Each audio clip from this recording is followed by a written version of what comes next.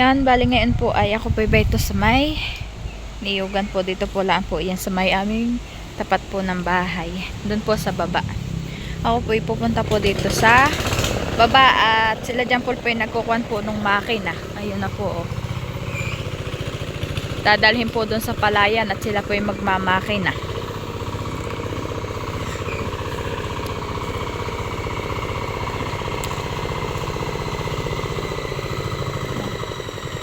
Tinutulungan po ni John Paul po magbaba po yung pong bayaw po niya ng makina po dito. At tuho po.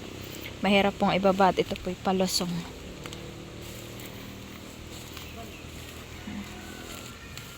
Natagalan po sila ay dito. Nakalog? Ha? O, namumulot na po ng niyog.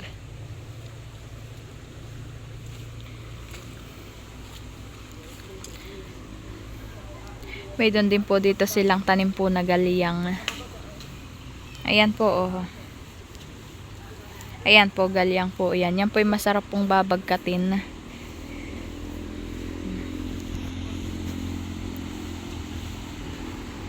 Dito po ay may doon din pong mga gabi.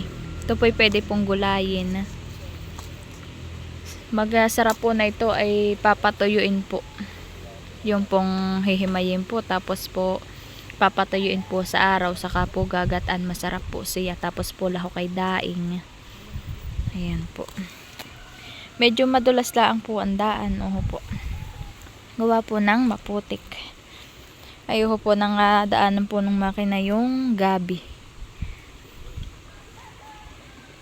Ba ito po yung niyog pong nakuha po ni John Paul. Nakalog po siya.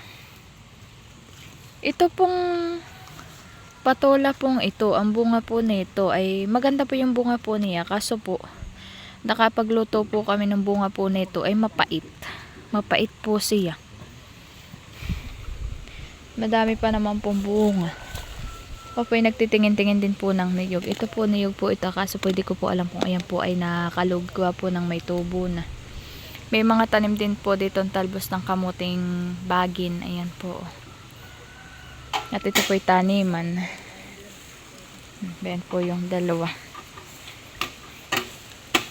Ito po yung bunga po niya. Kaso po napakapait.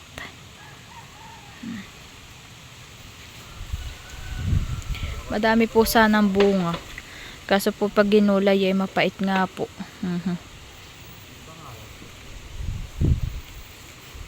Sino katulong mo magmakina? Wala pa. May doon po akong niyog na nakita. Titingnan ko po. Oops. Medyo konting ingat lang po at baka po naman may ahas. Ito po. Uy, nakalog. Pat ako po ay nakakuha na ng niyog. Nakalog po siya. Lalagay ko po doon. Itcha. May isa pa po. Oops. Medyo ingat-ingat lang po at matinik. Ay, ito po hindi nakakalog. Isa lang po ang aking nakuha. May mga tanim din po ditong gabi na color purple violet. Ayan po oh. Hindi ko po alam kung siya po ay ginugulay. Ito po, kulay violet po siya. Ang dahon pati katawan po. Yan po, tinitingnan po ni John Paul po kung nakalog po yung niyog. Yun naman po, naiwan po si Kuya RJ doon. May niyog pa po ata, ayun oh. Oops.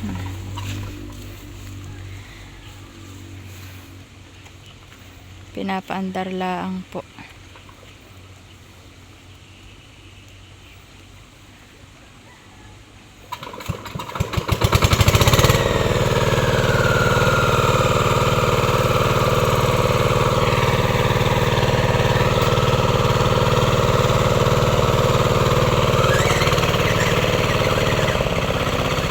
May nakalagay lang po doon po sa kuwan po ng makina na timba po at container. Gawa po ng diyan po sa palayan pong iyan ay ang lalim po.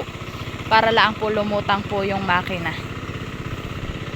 At yan po hanggang kuwan po ang ano, hanggang hita po ang hanggang baywang po ang putik po diyan. Yung pong palayan. Yan po at nakakuha po si Jampol po na yan pong niyog. Lahat yan nakalog. Ba ito pa mga gulay yung gabi, mga hakata. Bali, ang nakuha po niya ay 5. Ayan po. Nangakalog din ito? Yan daw po, nakalog po iyan. Pwede po iyang panggata.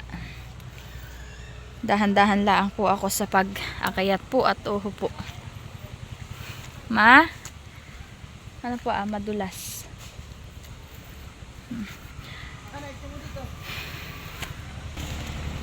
Ito po ay masarap pong gulay. Ito pong niyog-niyogan. Kaso po ay siya po ay wala pong talbos.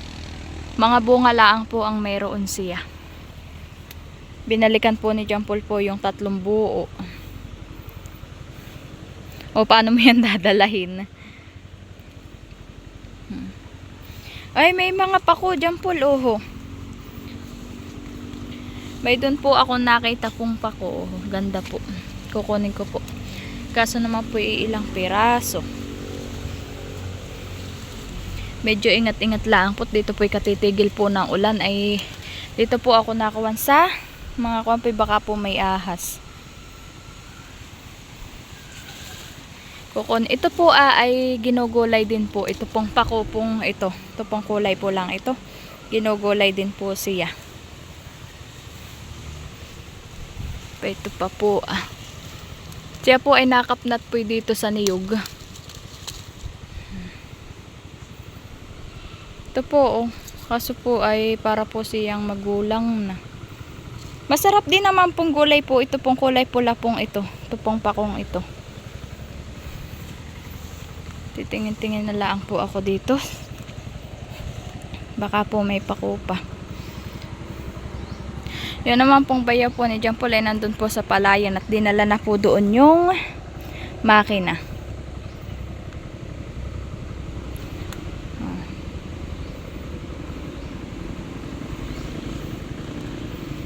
Kapapag niyog po dito, toho po yung mga bunot ng niyog. Ang nakuha ko lang po pala ay 4 na peraso pong pako. Kulang pa po kay Bibi Oren. Ako po ay nandito ay mahangin po.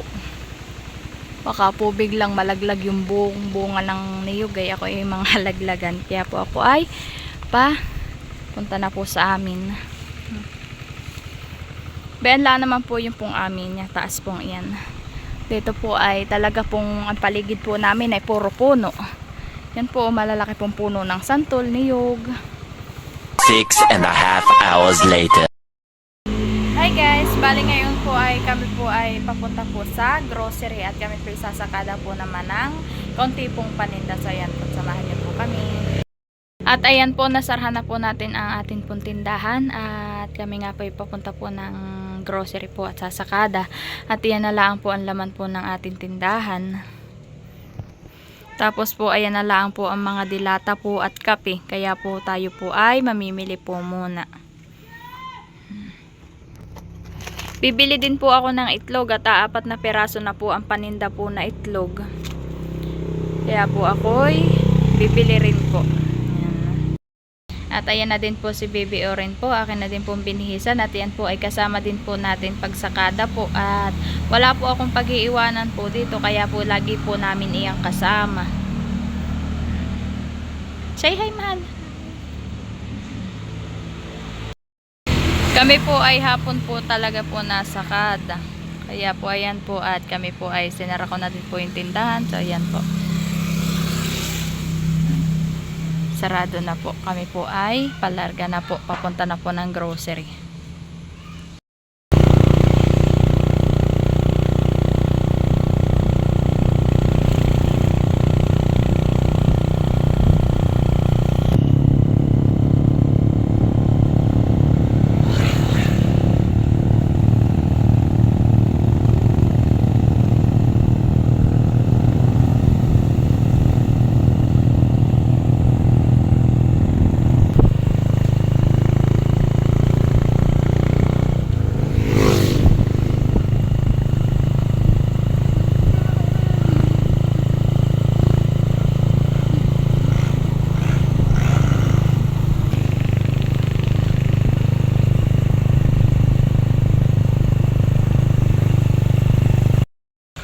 Ayan po, nandito na po kami sa pag-groceryhan na pamimilihan po ng mga paninda.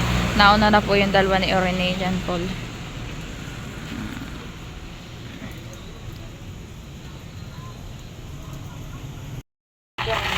Ayan po yung aking nakukuha pa po ako kukuha ng mga dilata.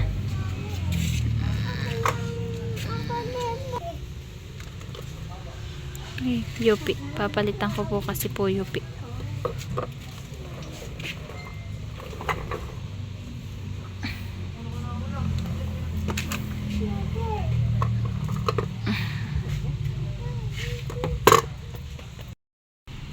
Yan.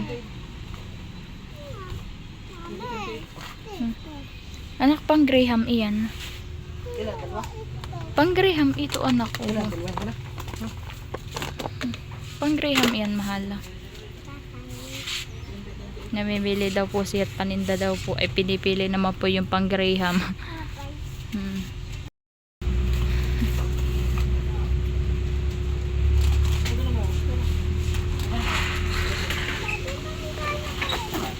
Ito yung tinatawag na ano, na tausi. Ito han eh. Yung black beans. Hani Paul? Malalaki ng oyster ano.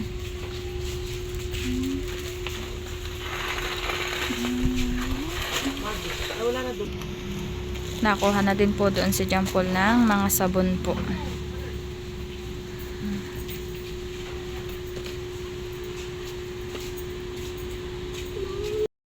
Ayan na po yung amin pong napamili. 2 plastic po siyang malaki. Si John Paul naman po nagkakain po ng tinapay po. Kami po tapos na pong mamili. Kami po inabot lang po ng ulan. Eh kami po muna dito po muna mag-aantay po haba po hindi pa po natila.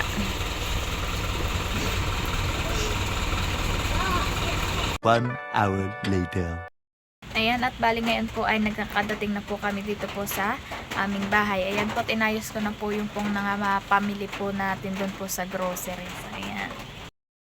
Ayan na po. Na-display ko na po yung mga dilata, yung pong kape.